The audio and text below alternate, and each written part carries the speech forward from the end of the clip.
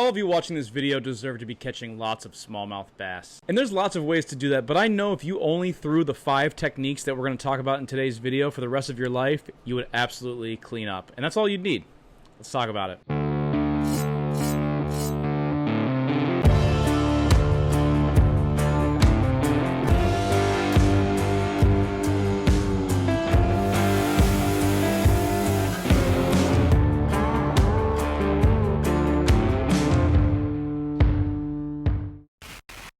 Hey guys, welcome back to another episode of Dishes and Fishes where I show you how to cook and set hooks. There's a lot of different ways that you can catch smallmouth bass, but for this video I wanted to narrow it down to 5 techniques that any angler can pick up tomorrow and be successful when fishing for smallmouth. And I picked these 5 techniques because they work in a variety of water temperatures and they work at a variety of depths. Except number 5 on our list, which is a topwater. And I know what you're saying, yes, a topwater lure probably won't work in winter, but the reason that it made this list is because it is so much fun for smallmouth. Smallmouth are just generally a lot more aggressive than largemouth. I've seen them in live scope come from 15 or 20 feet deep all the way to the surface to look at my topwater lure. And when they finally commit on the topwater lure, they can produce some of the most aggressive and violent strikes that you can really experience on fresh water. And topwater lures for smallmouth are not just a summer lure. I've caught them in late spring all the way through October here in Connecticut. So you can still get a wide range of use seasonally, and you can cover a lot of water with a topwater lure. I've fished with a ton of different topwater lures on this channel, but my favorite are walking baits, and I specifically like the Berkley hijacker, which I mentioned in a few videos that I'll tag here. Smallmouth also love a little popping lure. Personally, I just have more fun with a walking bait. But either way, if I could only fish with 5 lures for smallmouth, a topwater would be one. And buckle up because they absolutely smoke it. Number 4 is going to be a jerkbait. And a jerkbait does have a pretty wide window of use. It's effective from early spring, right in those high 40-degree water temperatures, all the way through the fall. The only time that it really does not work is after the ice melts and that water is in the high 30s and low 40s when it's just too cold.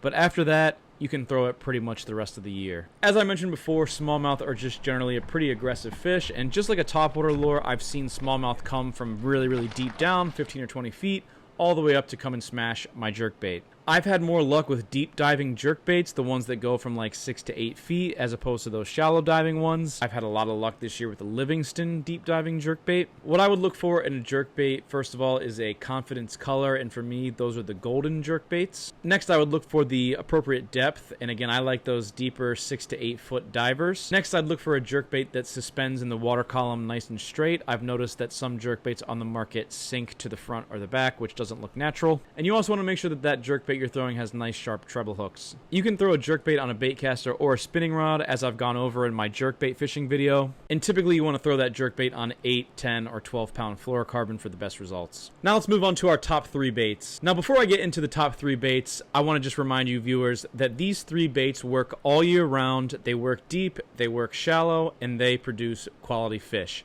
You could honestly fish with these 3 baits alone, but the jerkbait and the topwater are just so much fun that I had to throw them in. So the number 3 bait on this list is a paddletail swimbait. Personally, I have had a lot of success with this Keitech 3.8-inch fat swimbait. This is my favorite swimbait out there, and specifically I like this color, bluegill flash. This thing absolutely catches them. As I mentioned, the paddletail swimbait you can throw all year round. I've caught largemouth, smallmouth, trout, pike. It catches everything. And you can do a lot of different stuff with this bait. Normally you want to fish these paddletail swimbaits on a jighead hook. Usually I like to do the ball head jighead hooks, and I usually throw those in a 1/4 ounce or a 3/8 ounce depending on how deep I'm fishing.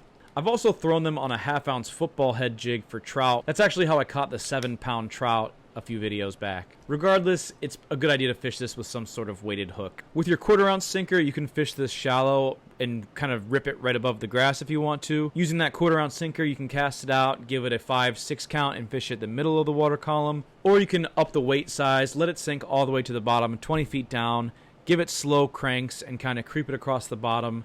It fishes all 3 kind of areas of the water column. My friend Pasquale also caught his 12-pound brown trout in my video here using a Keitech swimbait, creeping it along the bottom. Ridiculously easy lure to fish. Cast it out, reel it in. You want to just make sure that when you rig this up, that it's rigged up nice and straight. and go to town. The number 2 lure on this list that I've talked about in a few videos is the black synthetic hair jig. This thing is so simple, but I've just gained so much respect for it over the years because it is such a natural presentation and it is a straight fish catcher. I've caught my PB smallmouth on this. I've caught a lot of largemouth on this. I've caught lake trout, rainbow trout.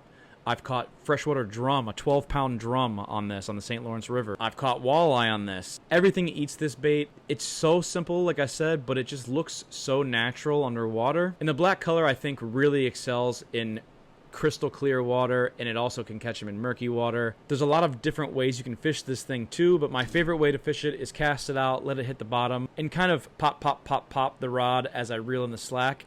It's irresistible to fish, and when they bite it, you really feel it. The lightest hair jig that you can get away with is the one that you want to throw. If you're fishing in an area with a lot of current and it's deep, you might need to throw like a 1/4 ounce one. This is a 3/16. This is kind of my go-to size. The hair jig, in my opinion, is also the best lure for catching smallmouth right after ice melt.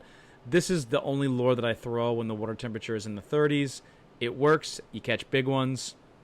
You got to throw it. And you probably already know the number 1 lure if you've ever fished for smallmouth, but it is the drop shot. I think the hair jig works a little bit better in cold water. The drop shot will work that time of year as well, not as well as the hair jig, but because of its effectiveness year-round outside of that period after the ice melts, the drop shot gets the nod from me. So to set up a drop shot, you're going to tie a Palomar knot, and to do that, you're going to slide the line into the front side of your hook, pull it through, and then reinsert it back through the back side of the hook, so you're left with tag end and line to your rod on one side and a loop on the other. You're going to take the loop and cross over the tag end and your line, sort of like you're tying your shoes, and slip it under the loop at the bottom. And then you're simply going to just put that around your hook and pull your hook through the loop. You want to just make sure you leave yourself enough tag end to tie your drop shot weight, like 12 to 14 inches. Make sure you wet it and cinch it down. Feel free to use your hand to stretch the line and straighten it out.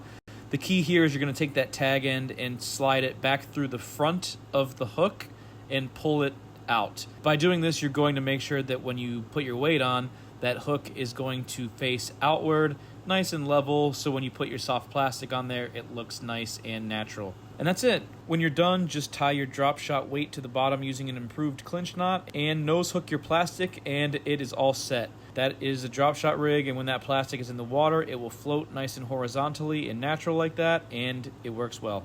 Any soft plastic out there in the 3-inch range will work for smallmouth. There's a few that I really like.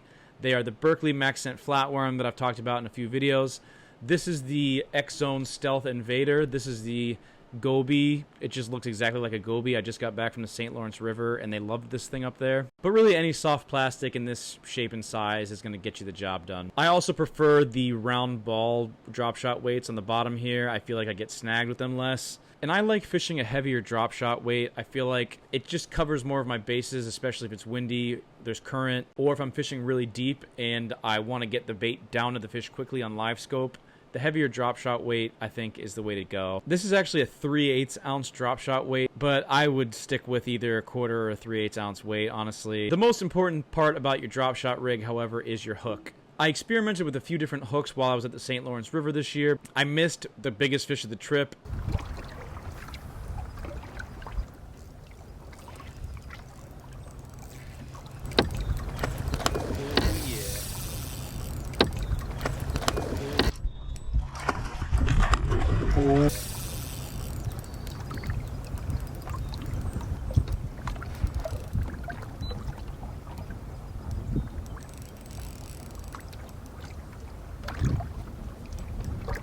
No.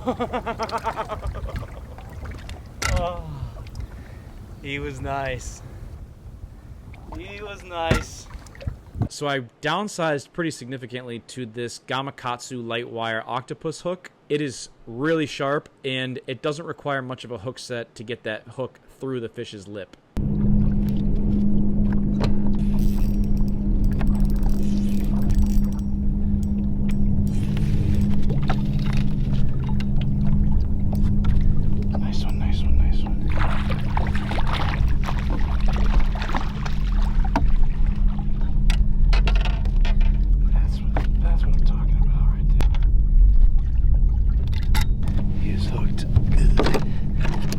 Right in the lip.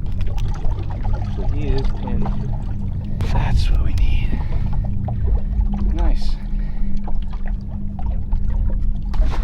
When you're fishing a drop shot, you really only need a reel set. So when you feel the bite, you kind of just reel, lift the rod tip. And you got to rely on this hook to get in there and pin the fish. And this Gamakatsu light wire octopus hook really does that. You can also fish this drop shot shallow, and if you're doing that, obviously you don't want to use this heavy weight. I've also used the drop shot rig on smallmouth who are on beds. You can throw a drop shot in the bank if you want to, and in that case you want to use a lighter weight. Works shallow, works deep, works all year round, and catches quality.